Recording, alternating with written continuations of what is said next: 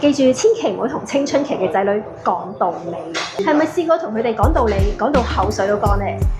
佢當你透明，仲越講越駁嘴，關係仲差咗啊！因為我哋用錯方法，教你3招，好過你講100句。第一招，用我代替你，唔好話你點解又玩電話啊？試下講，媽咪有啲擔心你對眼啊。第二招，用選擇題代替命令題。唔好鬧佢，即刻同我去溫書啊！試下問，你想溫數學15分鐘先，定係背英文先啊？第三招，最犀利嘅一招，閉嘴嘅擁抱。